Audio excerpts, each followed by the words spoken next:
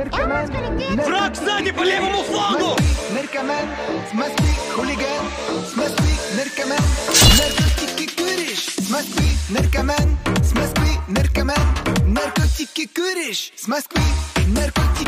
Hello and welcome to the video.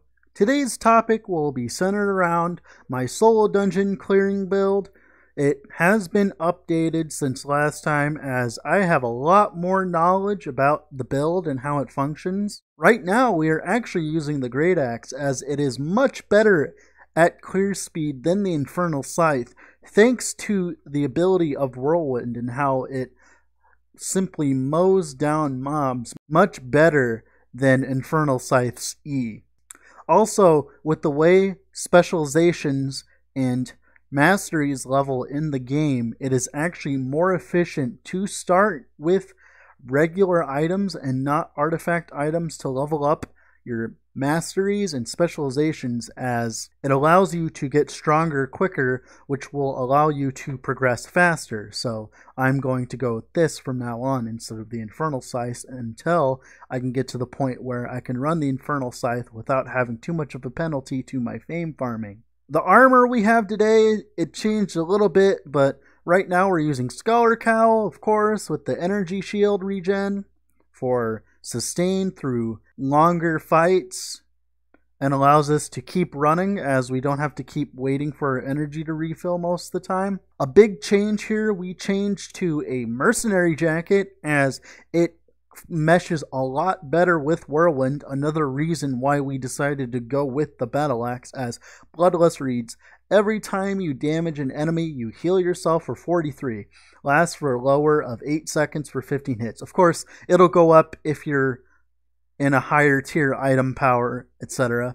But you get the gist, as it's a lot of healing for this kind of build where you focus on hitting a significant amount. Now, another little synergy that not many people talk about that I learned while playing with the build and from talking to other people that have tried these kind of builds is deep cuts, the bleeding from that, and the bleeding from Rending Swing actually proc off the Bloodlust on the chest piece, as it counts as damage every single time you bleed someone. So really all you have to do is get some bleed stacks on an enemy, click your R, and move away, and you'll be up to max health very, very easily. And of course the boots we're running Hunter shoes with Rush. It's obvious why we're running this. It's one of the best clear speed items in the game, as you can just simply rush to your next mob pack. Accessories, we run just a bag, of course, obviously, and then we run the Thetford Cape. The Thetford Cape allows us to hit multiple mobs at once and aggro them close to us and deal a little bit extra damage, as it does that little lightning thing and allows us to clear mob packs much quicker and give us a little bit more DPS versus boss fights.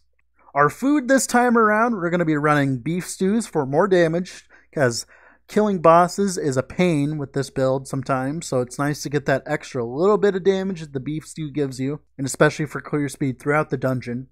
And then of course we're running poison potions, as that also helps us versus really annoying bosses, as that tends to be the issue with this build, is killing bosses. But if you simply skip green chests and go for the end and only open epic and gold chests, you tend to go a lot faster and cover a lot more dungeons in general. Alright, I think I've explained the build enough. Here is some gameplay showing it off. Have a wonderful day. Like, subscribe, and comment if you liked the video today, and goodbye.